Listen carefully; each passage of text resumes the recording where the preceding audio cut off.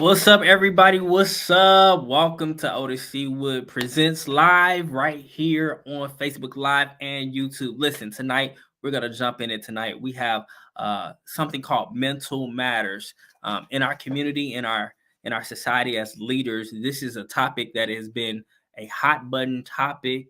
It's been a discussion in Fortune 500 companies. It's been a discussion in church. It's been a discussion throughout this pandemic about the mental. So tonight we have one of my favorite people when it comes to mental matters. I've been following her for a minute when it comes to mental matters, and she is awesome. And we're gonna have Dr. Malika Brown join us tonight. Also, we will be talking after she's done. We will be talking about what's upcoming next. So I will tell you guys this too. If you have any questions, please drop them in the chat at any point in time. She loves interaction. We want to make sure that we have questions. Something's on your mind that you want to share or have thoughts about when it comes to the mental matters. Please also share that. One thing that I will tell you is this is a open forum, so she's going to talk a little bit. She's going to look for questions. I'm going to be engaging, asking questions too, because I have some questions already lined up that other people have already reached out to me for. So let's have fun tonight. Let's interact. But tonight we have Dr. Malika Brown. So everybody, put it in the chats and welcome in Dr. Thank Brown. you. Thank you for having me. No problem. No problem. No problem. How are you tonight? I'm good. I'm out here in this good old California heat. So it's about Wait. 95 How degrees, but hot I is it won't out there? complain. It's 95 right now. Oh yeah, you got us beat. Well, praise the Lord. So I'm happy. Oh, Carmen's on. She said, "Hey, Hey, Malika." Carmen. Tiffany, Hey. I see you. Thank you for coming in. Felina, I see you.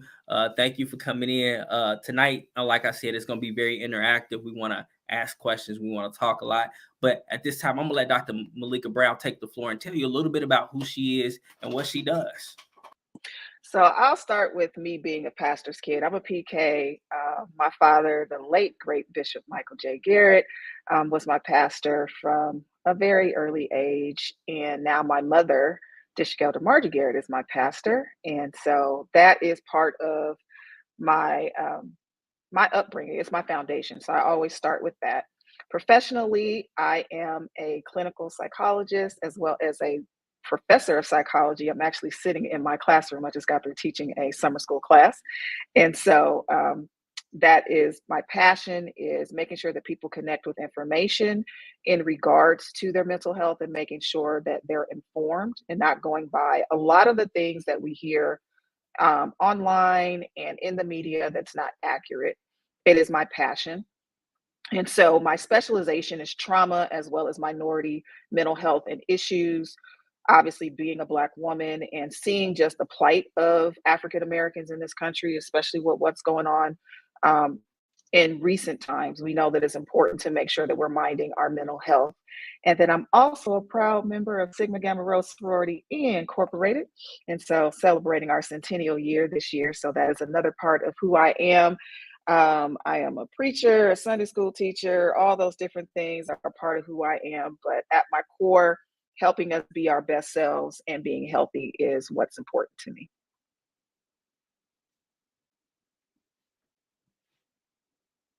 Awesome. Awesome. Awesome. Awesome. I kept saying awesome because I was like, man, she said a lot of stuff. Sigma guy, bro. She's a PK. So all my PKs in the building, make some noise. I see some PKs in the building, make some noise. One thing that I am happy about is she PAW, y'all. So, Through and we through. got the best through and through. I will brag about our organization all the time. So tonight, I brought you on because as a leader, we don't talk enough about our mental and why it matters to us.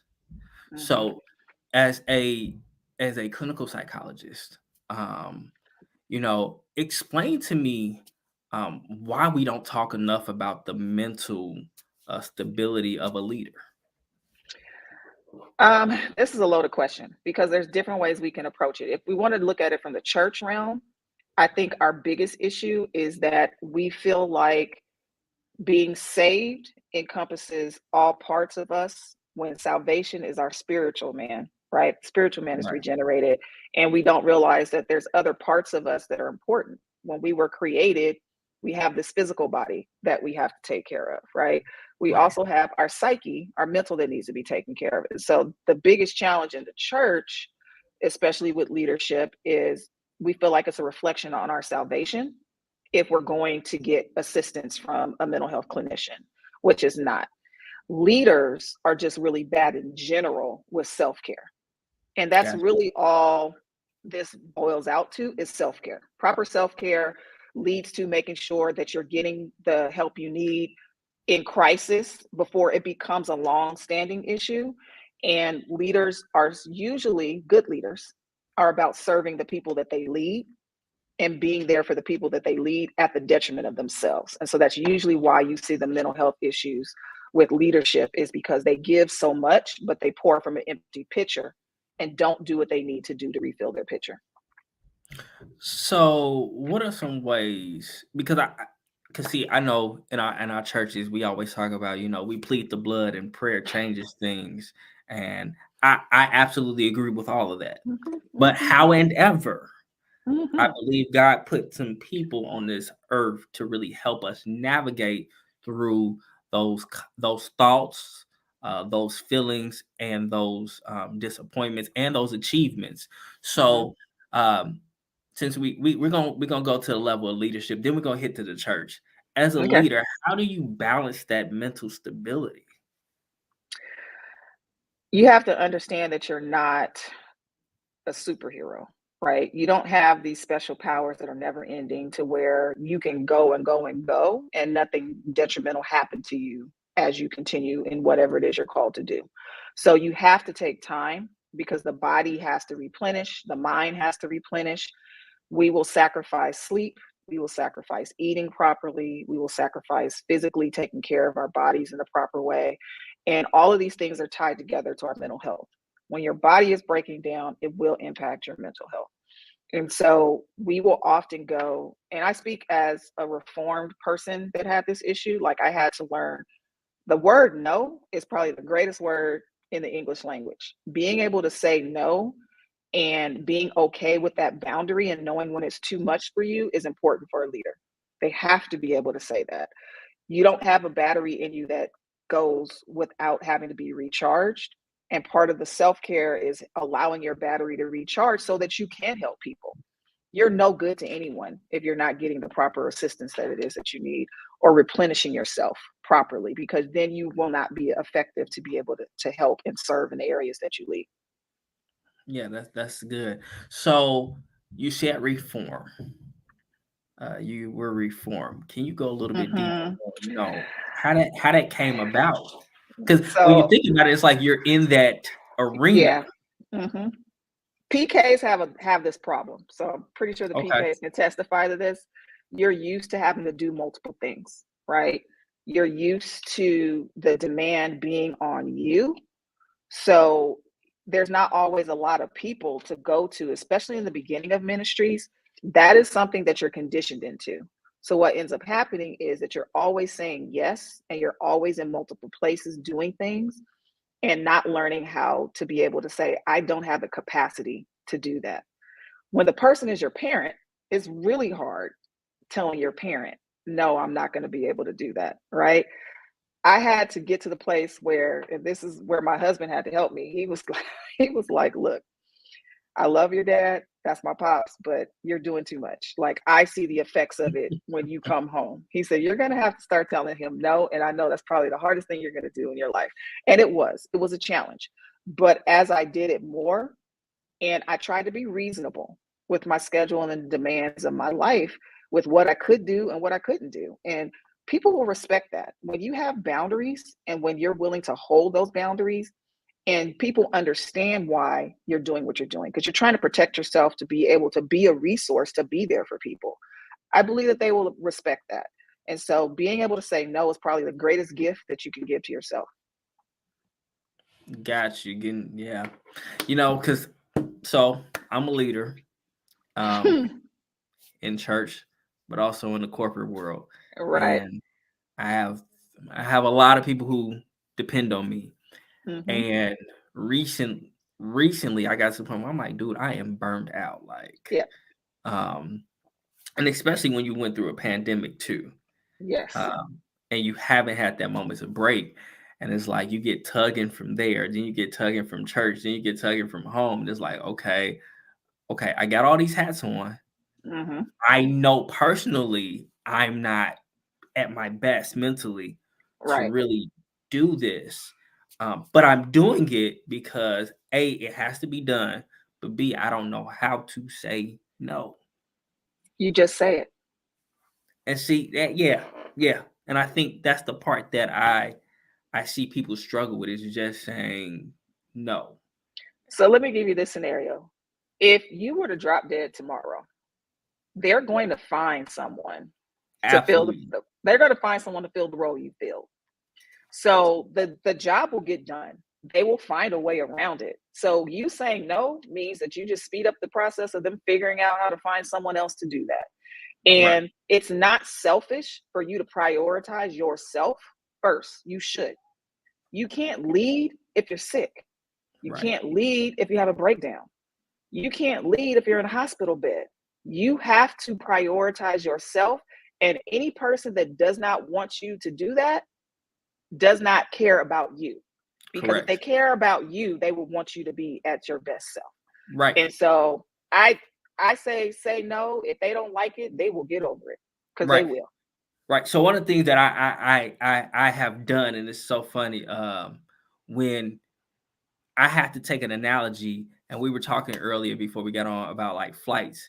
And one thing that I love that a flight attendant does is they go over rules and regulations. And when they Hmm. drop that mask, there's something they say. They say, before you do anything, put that mask over yourself first. Right. Yep. Then help whoever else is struggling. You got kids, help them. And it's one of those things that it sticks to me now more than ever. Like, you got to put that mask on first. Yes. And Because because, you're no good to anyone else if you're correct. not in a healthy position to and my soror is on here, so I got to shout out my soror. She had a comment. But she said saying no gets easier with lots of practice, but it's hard, and it is. I just gave you the analogy of me saying no to my father. Like, my dad was my dude. Like, that was my guy. Like, me and him were tight, and anything he wanted, I would try to figure out a way to get it done for the church. But I had to learn how to say no because I had other responsibilities. Right. I was someone's wife. I was several someone's mother, and it's like, if I'm no good because the church is burning me out, I can't be effective on my job. I can't be effective to my family. I'm no use to them. So saying no is a hard thing to do in the beginning, but I tell you, the practice, once you get it practice, saying no Oh, will yeah. slip off your lips so easy. It'll bless your whole life if you say no. I feel you. So we had a question come in from Okay. Katrina. She asks, what would you consider key components to stay in a healthy mental state or emotional well-being in our current state? The key is balance, right? Balance and boundaries. I'm really big on boundaries. You have to know what's your limits in different areas of your life and communicate those effectively to the people you interact with and hold the line when it comes to your boundaries, right? If you have multiple hats that you wear and you want to be effective at all of those hats, you're going to have downtime in order to recharge. So you have to be able to know how to look at your schedule and be reasonable with what you can do, right? My calendar, no exaggeration, I have probably about 8 different calendars for different stuff in my life that I do, right? And in a day, it's color coded in a way to where I can look at from day to day what I'm doing. And if someone asks me, so like when you came to me about this event, you're like, can you do it? I was like, let me look at my calendar. Let me be reasonable with what I can actually do. Can I effectively do this without detriment to myself? Sometimes the saying no is you having to realize that you don't have the capacity to add something else to your load. That's key to maintaining a good emotional balance when it comes to your life. Will there be stress? Yes. A lot of us have jobs that stress is kind of built into the demand of what we do. How we respond to that and how we care for ourselves in the midst of that is the key part of it. If I had a very stressful day, what am I doing when I go home to de-stress and take all of that weight off of me so that I'm not carrying that into another day? Because what happens is a lot of time we have cumulative stress that we carry from day to day, week to week, which makes it worse. So balance out, have boundaries, be really good with sticking to your boundaries, and make sure that you are practical in what you commit to. I would rather undercommit and over deliver than overcommit and under deliver and kill myself in the process because I overcommitted. Right, right, right. So she had another question. She said, "Can you talk about what is mental and behavior health conditions?" I need more on that question because I'm not sure what she's looking for. What does it mean to me? So Hmm. mental health means to me being in a state of well-being holistically, meaning my physical body is in the best condition that I can get it to be, right? Within reason, right? As we age, we know that certain things start to break down. And so you got to do a little bit more to keep yourself there.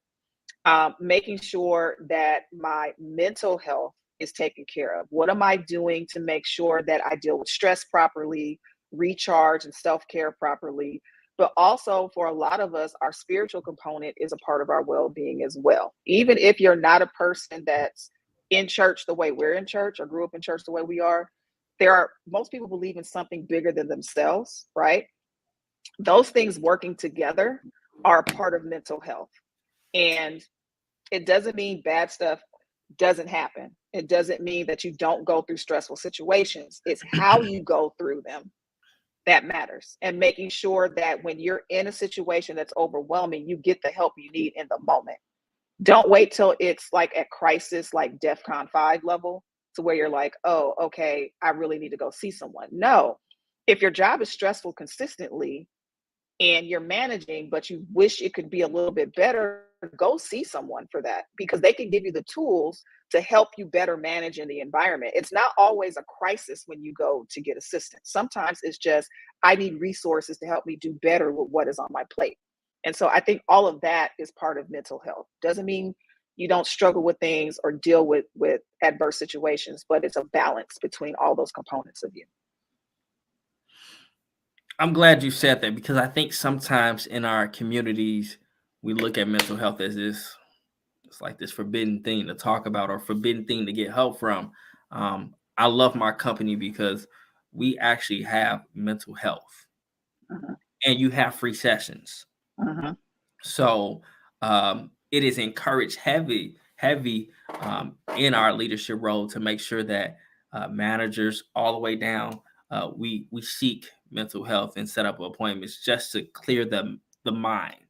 Right. Uh, it it's always good to talk to somebody. Let me say this since you brought that up. Know what your job offers when it comes Hmm. to your mental health benefits because a lot of companies have employee assistance programs or they have discounted sessions that you can get to speak to someone. Know your mental health benefits. I feel like that's key. A lot of us know our physical, like our doctor, our dentist, our vision plan. Like we know all of that information, but we don't know what we get when it comes to mental health. That is important. You need to know all of what they offer, how many sessions they pay for, and what it's going to cost you out of pocket, where their resources are. That's really, really key. Because not you can want help, but if you don't know where to go, it doesn't help you at all because you don't know where you need to go to go on that path of getting assistance. Yeah, that's so true. Like so for the company I work for, I usually orientation, your first day there, I'm telling you, hey, these are the benefits we offer. And I think a lot of people get impressed when they see 36 free sessions of mental health Mhm. Yep. alone. And it's because we live in an environment where we don't speak about it so much, so Hmm. it's overlooked. Yeah. So when it comes to that piece of it, what are some ways that we can help our community know more about mental health, especially in our Stop. families? Stop making it taboo. It's not. I don't care how many times you speak in and how many black backflips you do inside the sanctuary during service, you're going to deal with some kind of mental stressor at some point in your life.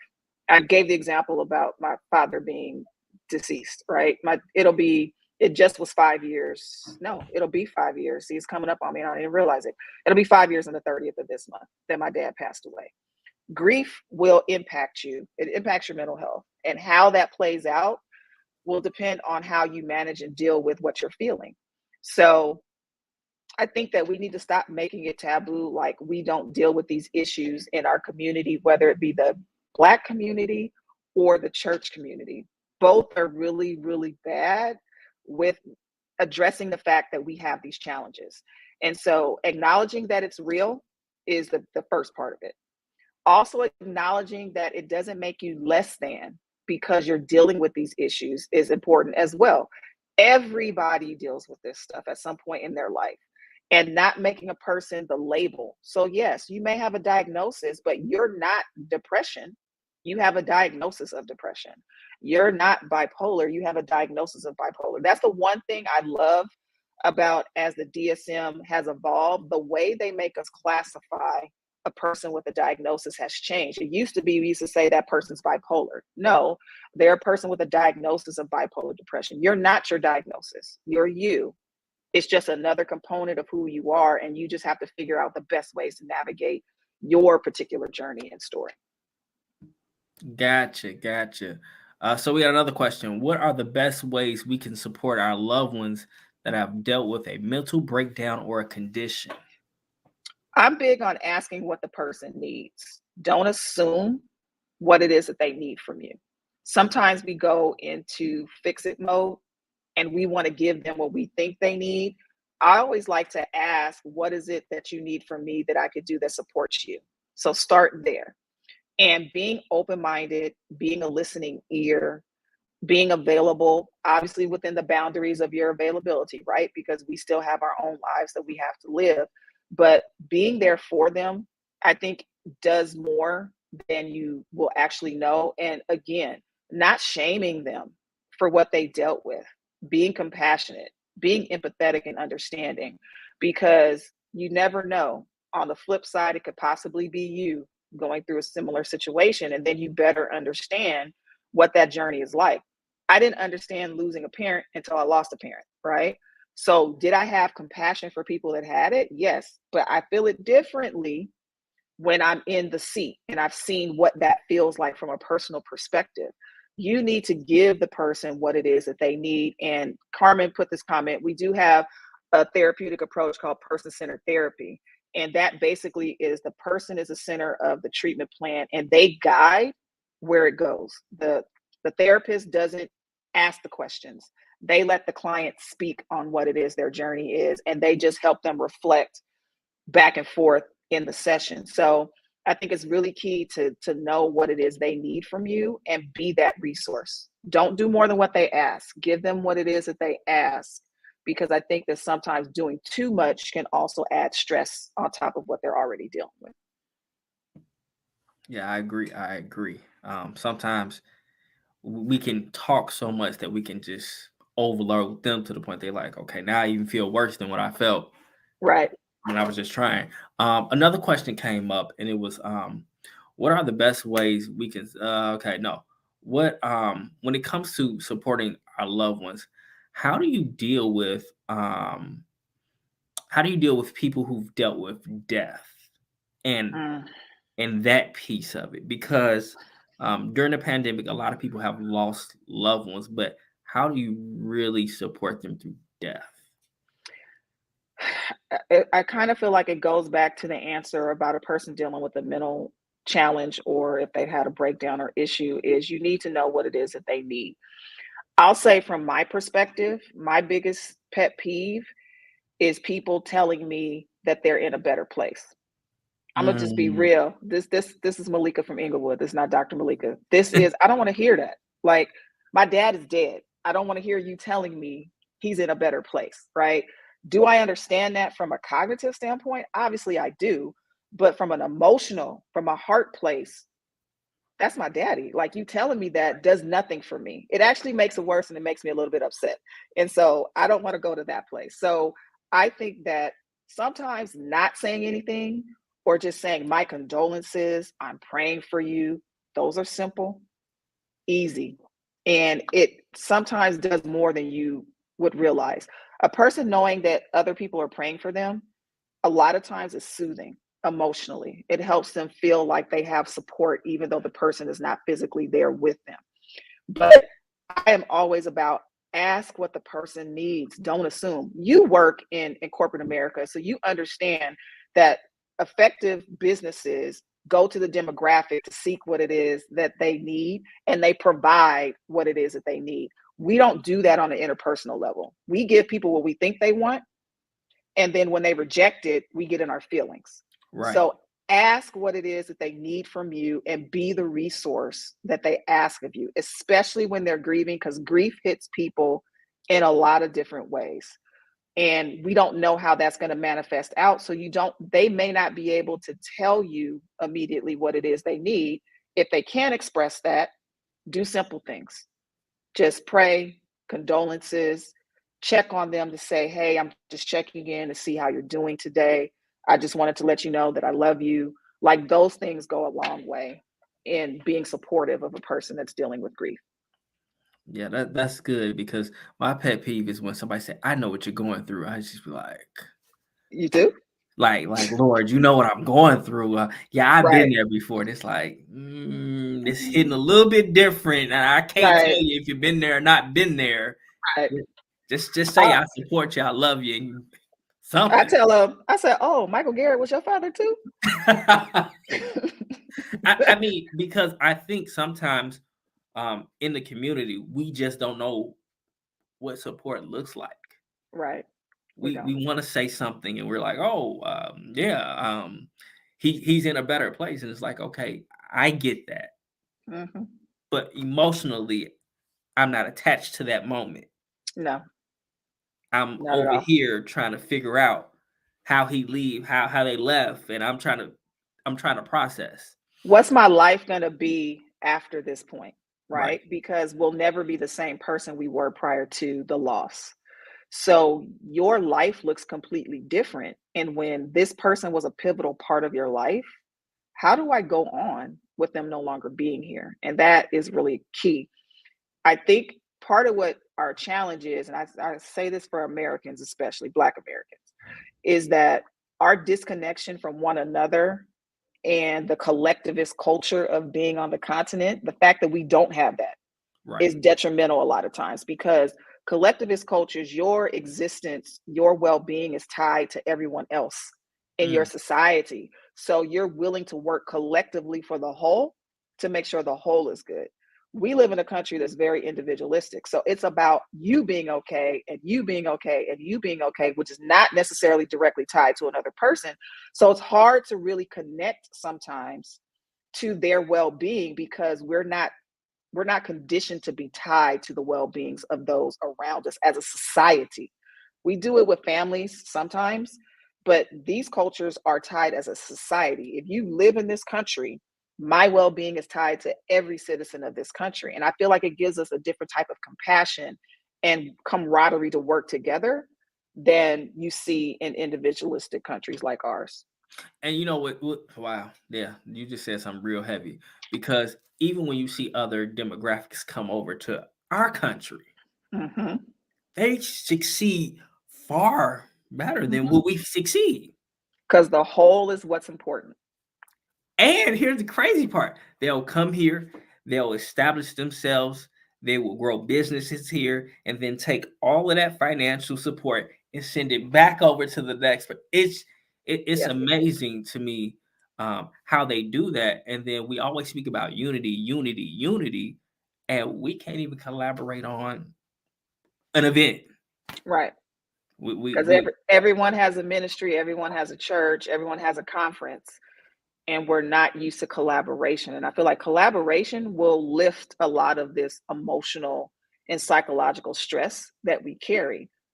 Don't do it by yourself. Get with XYZ ministry or XYZ person and use resources. Collaboration will, I'm telling you, it'll save your life. It'll save your sanity some days because you're not putting everything on you. You're working together as a collective for a common goal.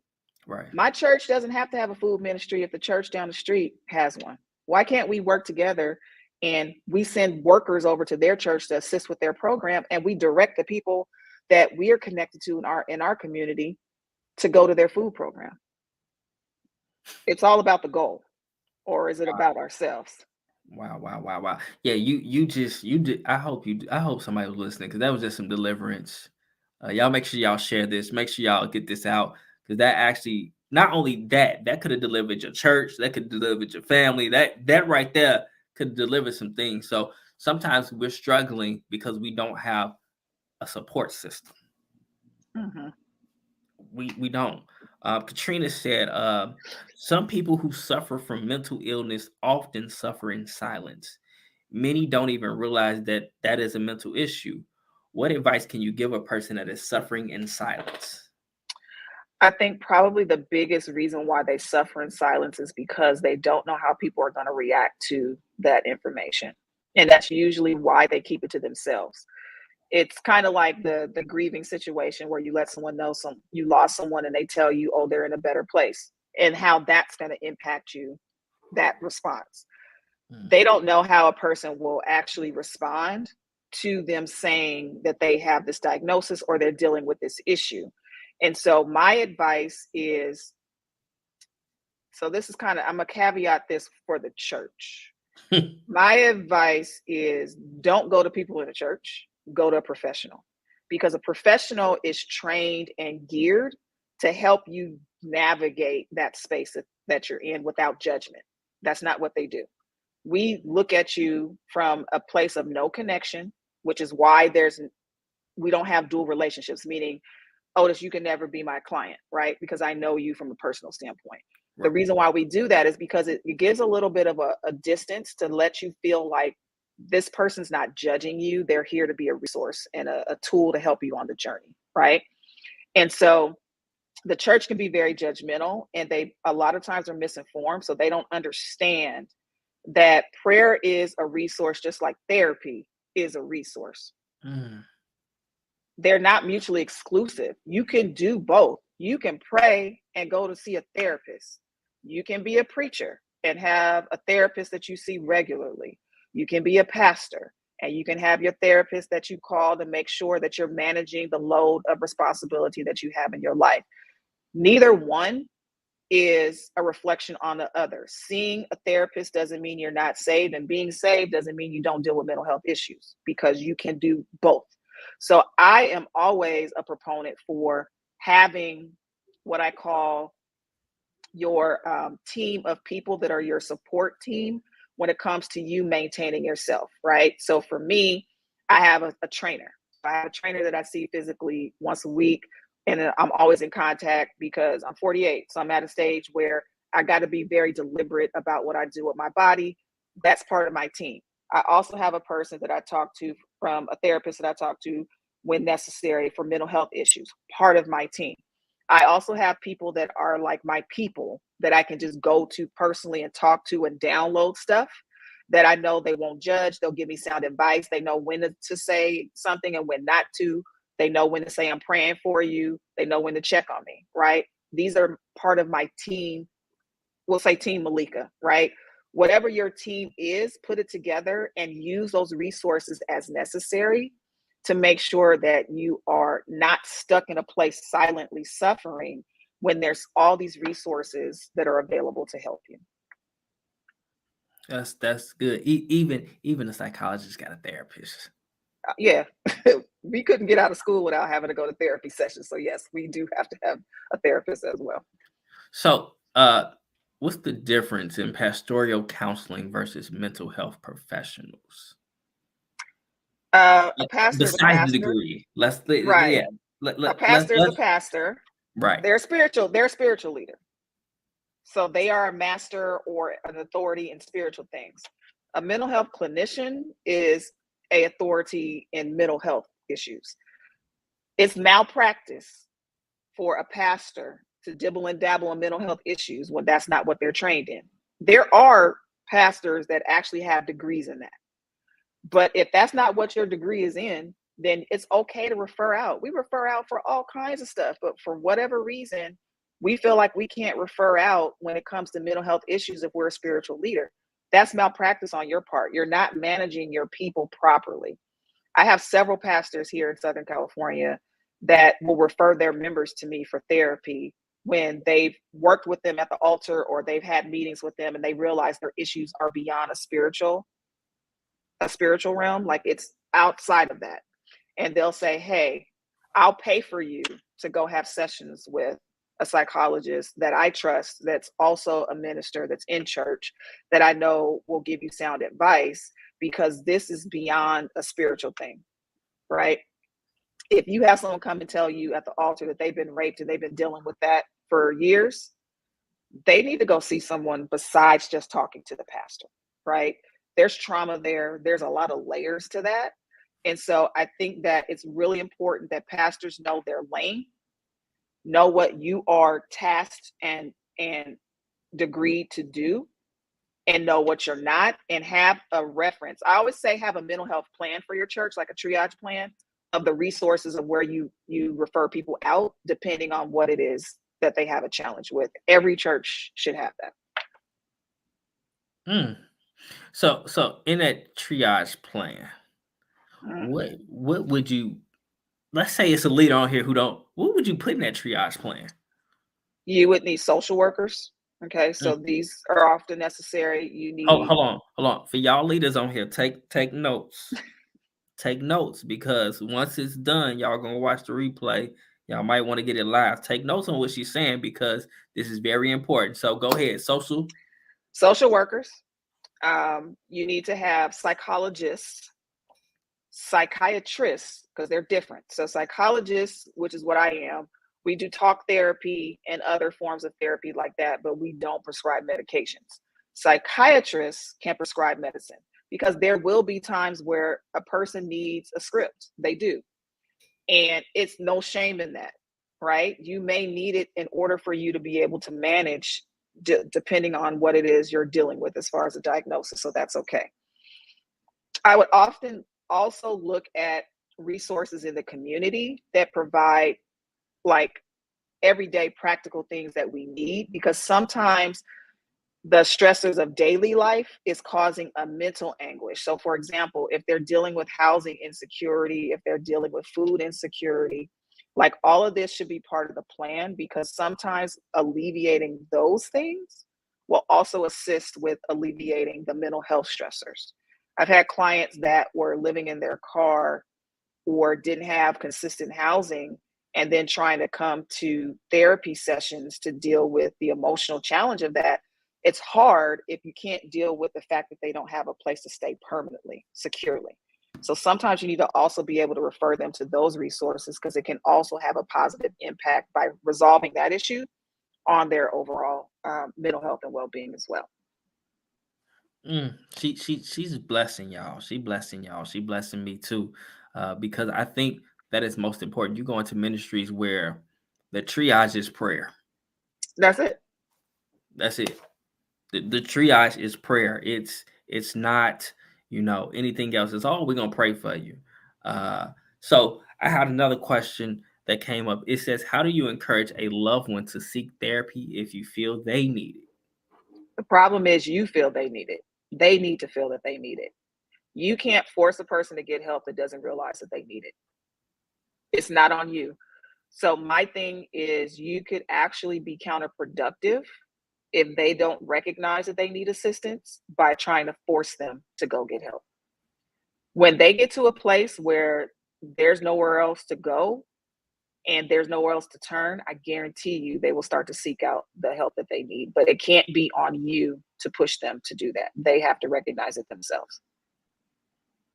Mm. So I heard that, when that question came up, how do you encourage a loved one to seek therapy if they need it? That's something they're gonna have to recognize.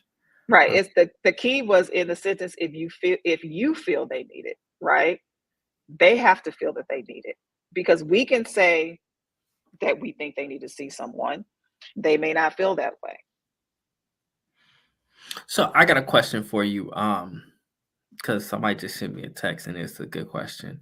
Okay. Um, can you explain a little bit of how stress can affect your sleep?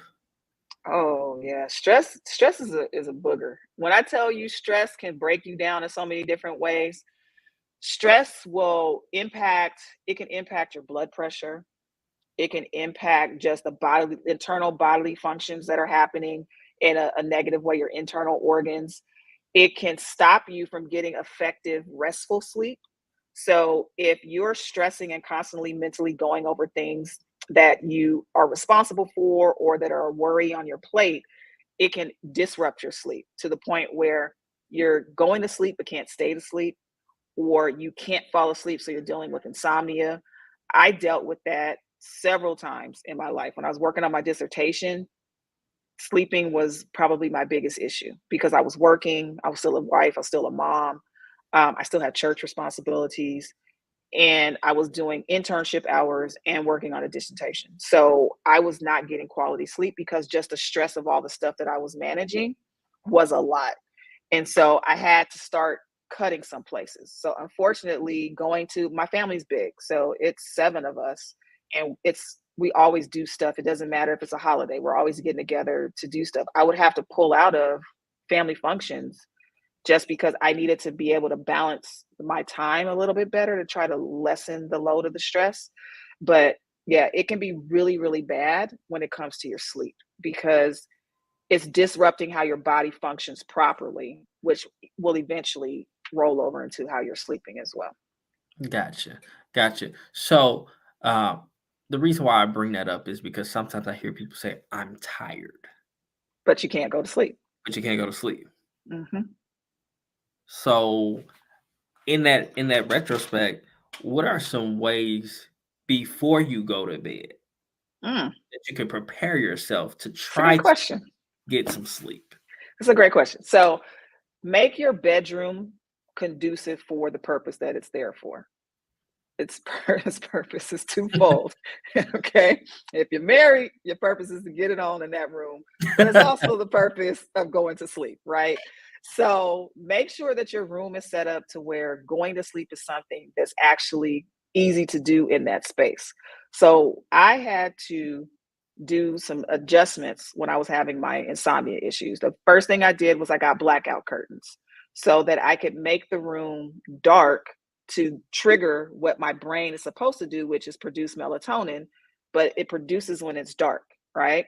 Mm, So I have to trick my body into doing what it's supposed to do if it's not doing it on its own.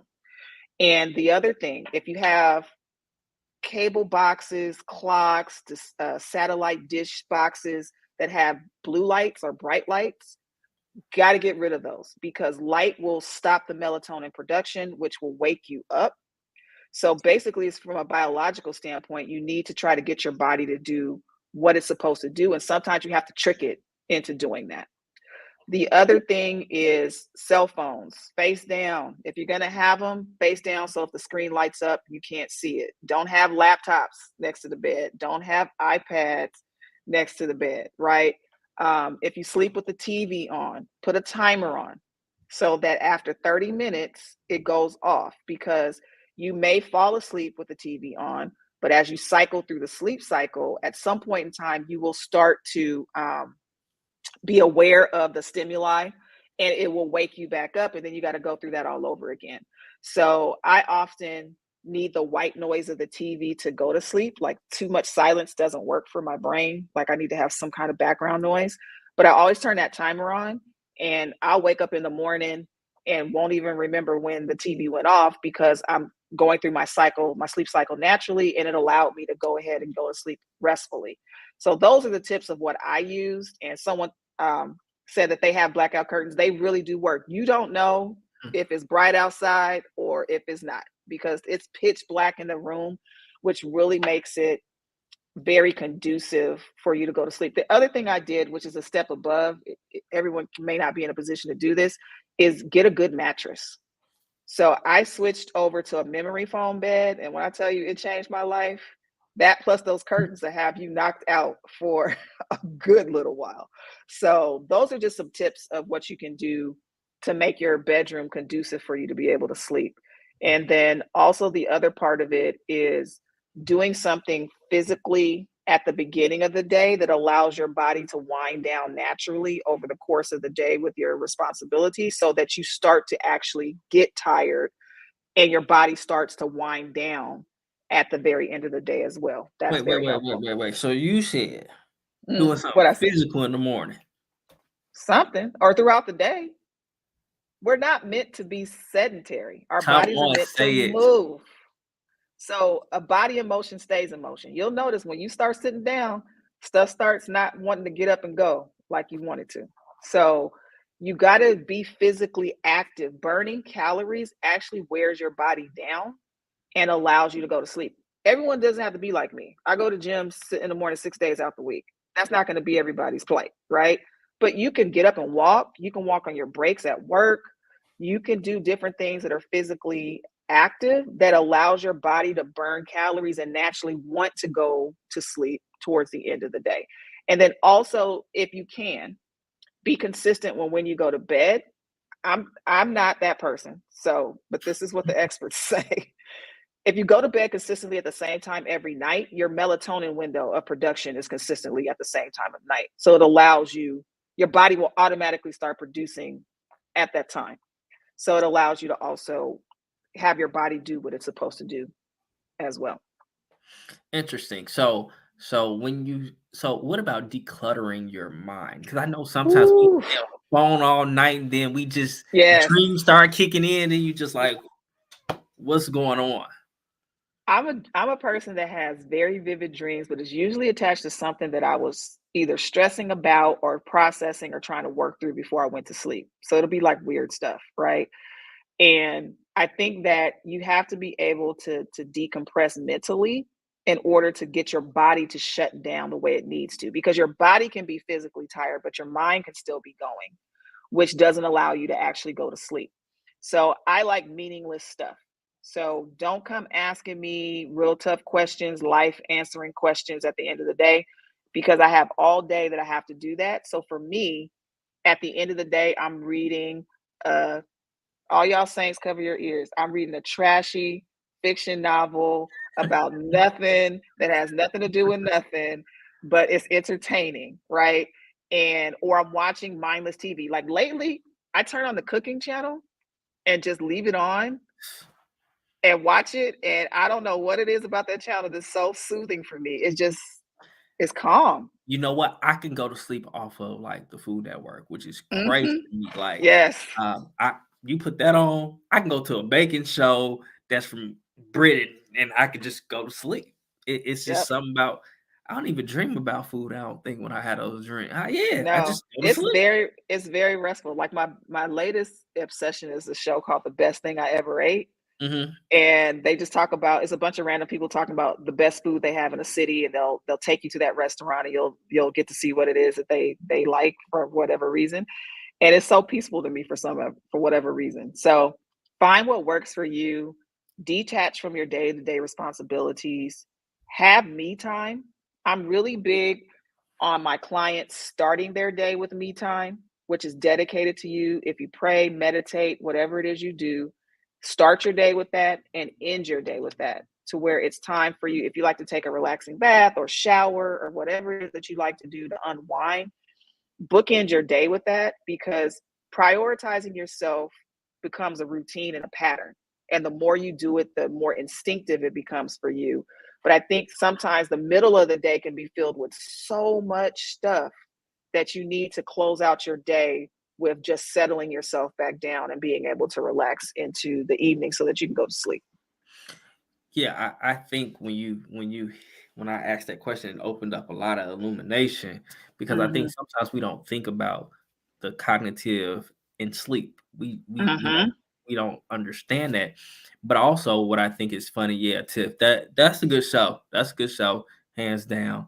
Um, but one of the things that I think is very intriguing to me is that we don't sometimes think about how our mind really controls a lot of how we feel, what we think, and even our health. No, it controls it all. It controls it all. Hmm. And people think like, I used to be one of those people who I'm an eater. Hmm. So when I get stressed out, I Hmm. know what I'm going to. Yep. I know what rest. I can tell now when I'm stressed what type of food I'm eating. Like Hmm. after a while, I'm like, oh, I'm stressed. Like, Hmm. oh, I'm eating it. I'm stressed, and it's amazing to me how sometimes we're so stressed that we eat ourselves into more problems. Yep.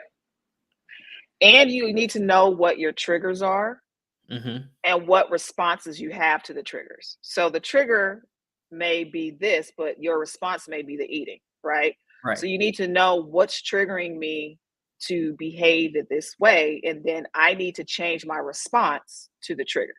Right. And part of that is rationalizing out that particular trigger. So one of the things I do with my clients is they may have a trigger and I want to figure out, why is this a trigger for you? Like, where was the first time this was something that you noticed was what caused you to behave a particular type of way? And then we need to rationalize it out. It may be a thought process, it may be a life experience that they had, but we need to make sense of it and make it logical, because usually triggers are not logical. They're all emotion, because emotions are not logical parts of us. They're the parts of us that don't think, they just feel. Hmm. So we need to know how to know your triggers, change your responses, because that's really important. And I think that doing that will change the behavior going forward. I like to eat sweets, but I realized as I got older that eating sweets all the time, no matter how much I like it, is not a good idea for my health. So I had to make some adjustments. I like good food, but at some point in time, with the health issues that run in my family, I had to realize I had to change my eating pattern. So I went vegetarian, then I went vegan. I'm not saying everybody has to do that, but I'm saying you're going to have to make changes in your life, but you got to identify what's triggering you to do particular things first in order to get to the lifestyle changes. Yeah, I tried that vegan thing. More power to you. More Yeah, power. it's not for everybody. It's It's not for hardcore. yeah, it's not yeah, it's not for the faint at heart. It's Mm-mm. not at all. So it's funny because today I had a meeting and we got to discussing being an emotional leader. Mm. And I know I got a lot of leaders on here, and it was funny because I was giving them a scenario of how we have some leaders who they just pile it on them, pile it on them, pile it on them, and then there's one instant where they just explode. Yep. And I was like, it's just like amazing to me how people can store this stuff up and then explode. And somebody asked me, what is an emotional leader? So, in your perspective, what would you say is an emotional leader? Because all leaders, we have some type of emotion, but where do Yeah. you turn into that emotional leader? You have leaders that are more cognitive, meaning they lead from their head. Not that they don't feel, right? They do Mhm. feel, but they're more cognitive driven than they are emotions driven. Then you have people that are emotions driven and they directly connect to the plight of the people that they lead, and they start to carry their baggage, their emotional baggage as well, which is detrimental, because what happens is you have your stuff and now you're taking on the stuff of the team of people that you lead, and depending on how many people you're responsible for, that's a whole lot of baggage to carry, and our own baggage is enough. Sometimes it's overwhelming to carry our stuff. And so you have to have a balance. You want to be a leader that emotionally connects to the people you lead. I don't like to see leaders that are just disconnected emotionally from the people that they're supposed to be responsible for. But I also don't like to see leaders that take on everybody's stuff, right? You need to be able to know when it's their stuff, but I'm here to support you as you navigate dealing with your stuff. I will give you resources to help you navigate your stuff. I will not own your Yours. stuff. Yep. Doesn't belong to me. And that's key for leaders, is to know how to have a balance between the two. Be emotionally connected, but also lead from your head, because a lot of times the head will be more rational than the heart. And you need that rationality a lot of times to be a good leader and to keep yourself from running yourself down as well. Yeah, that's so true. I got a text message earlier, and one of my employees was like, "Hey, what is the link to our mental health?" So I sent it to her. Hmm. I could have. like, hey, what's going on? La, la, la, la. Right. Now I've been in the game for a good 13 years. It's like, oh, here you go. Not And, my problem. right. I It's care not my about you. problem. I, I want you to be okay, right. but But here you go. I'm out mhm, the picture, so I don't have to deal with that. And I think sometimes we carry on other people's burdens, yes. and we sometimes don't recognize it because we're like, oh, we're being so good people. We're so compassionate. But Mhm, at some point, we're just taking on too much stuff. So I had another question that somebody just texted me, and it was interesting because I didn't think about this. But they mhm. asked, can mental illness be hereditary if others within the same family have suffered from mental illness? Okay, so this is a loaded question. So, okay, here's your mini psychology lecture, real quick. So, there are certain conditions that are hereditary genetically, meaning we can pinpoint a gene that identifies that you will deal with this particular issue. But there's also what we call epigenetics, which means lifestyle and experiences turns the nurture into nature. So you now start to pass down or turn on something in your genetic code and pass that down to your loved ones. So the easy answer would be yes, it can run in families. Is there always a test that you can take to pinpoint a gene? Not necessarily. So, for example, let's just use trauma. Trauma is something that you can turn on or turn on the tag of a trauma response in the way your genetic makeup is and pass that down to your kids. But they could make different choices in their life that could turn it off for them, and they could not pass that down to their children. And that's the nurture nature interplay that happens, right? So I would say you'll see alcoholism run in families because it's a conditioning thing. If you learned how to cope by drinking because that's what you saw, that's usually what you go to until you're conditioned into a better way of behaving. You'll see drug addiction run in families for similar reasons. Is there a genetic link between things like schizophrenia? They have found that you have a higher likelihood of it being a possibility for you if someone in your family has it, just like with Alzheimer's. Alzheimer's is a little bit different because they can actually test you now to tell you whether or not you will actually end up getting that later in life. But yes, you will see it run in families. Some of it is a genetic reason, and sometimes it's an epigenetic reason, meaning the nurture influenced the nature.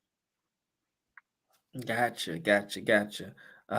Because I know when somebody sent me that text, I was like, you know, that's a good question because Mhm. you do find sometimes that in families you start to see, okay, father had this, Right. son had this, now the Hmm. son's kids has this, and I think sometimes we think it's always hereditary, but it could be conditioned It could be. Hmm.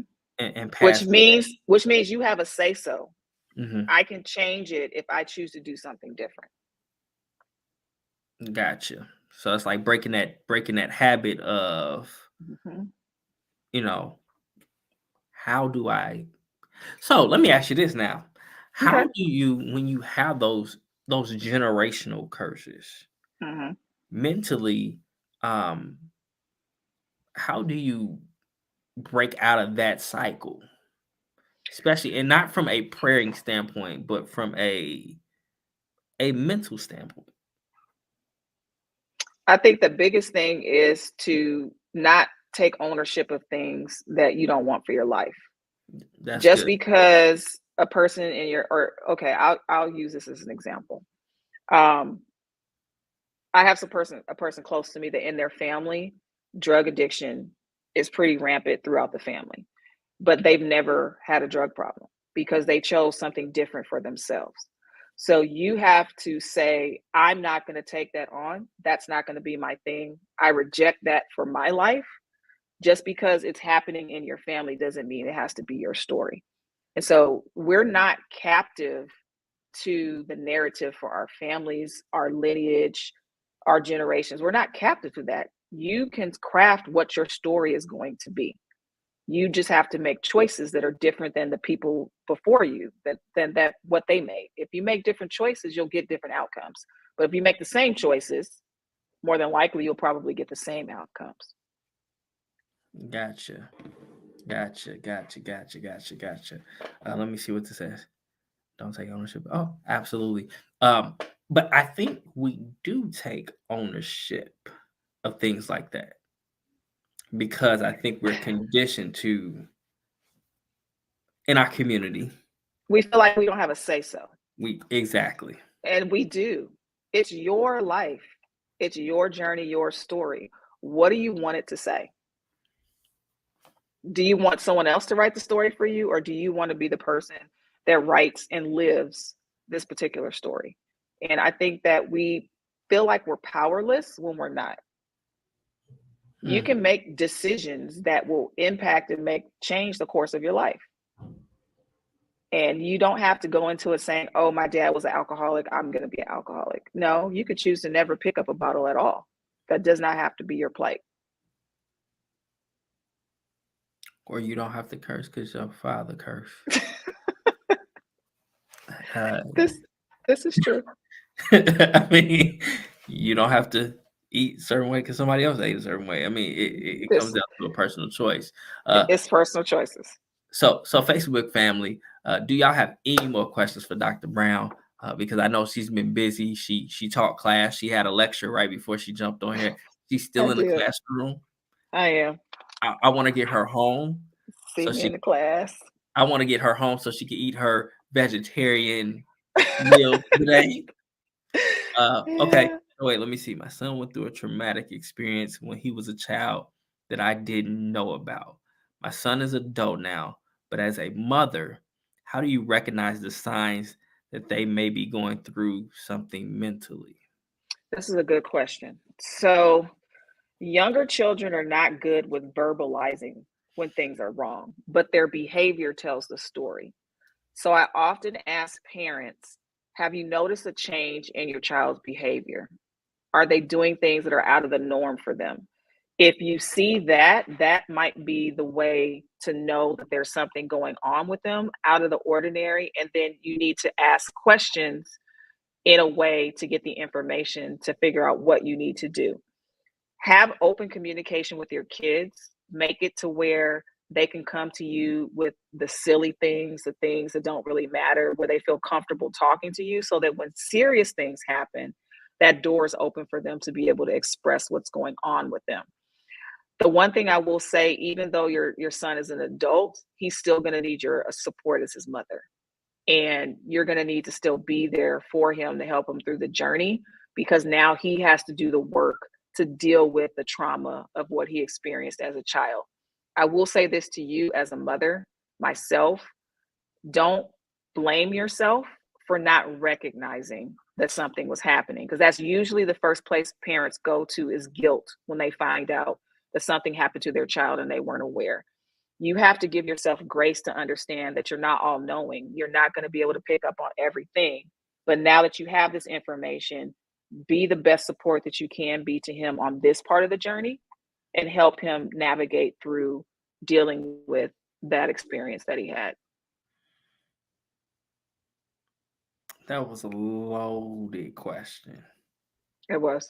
Loaded question, especially when I like how you said, like, don't blame yourself. I think a lot of times as a parent, we want to just go there, like, it's Mm-hmm. my fault. Why I didn't see this or why I didn't. And it's like you got to get to that place of knowing You're that, welcome. that you can't be everywhere. Any other Yep. questions? Any other questions? All right, so I'm just gonna let Dr. Malika close it out with some final thoughts, and then I'm just gonna jump on and say something else, and then we're gonna close it from there.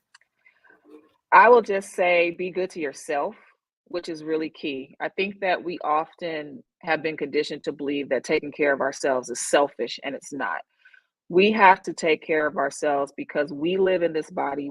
We're on this experience with our journey with ourselves that no one other person will ever have. Like they're them, we're us. And so you have to take care of yourself first in order to fill the roles and responsibilities that you have in your life. And so that's my key is to be good to yourself, but also be good to others, because I feel like there's a reciprocal nature in how we treat other people.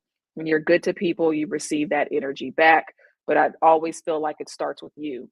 if you don't love yourself first, it's really hard to give love and compassion to other people. So that's where we need to start, and especially with the way our world and our society is right now, where people just are not kind to one another. Please be kind to yourself and be kind to other people, and that's what I will leave with you. In addition to all the other things that we talked about this evening, Be kind. Wow. That's a whole nother subject. it You is. know, as you look at the pandemic, listen. It's some folk who just Mhm. outright done came rude after the pandemic. Yep. You thought it was soft in some hearts. It looked like it done raised some hearts rock hard. Yeah. Um, so yeah. So I do want to thank Dr. Brown for coming on.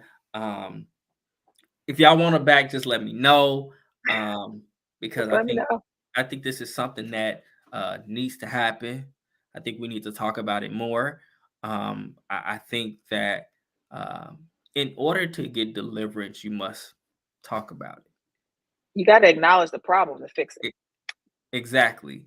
I always see people like, oh, we're gonna pray for it. No, sometimes we gotta talk this thing out. We gotta walk this thing out together so we can have an understanding of where some things went wrong at. And I want to say thank you for everybody who came out tonight.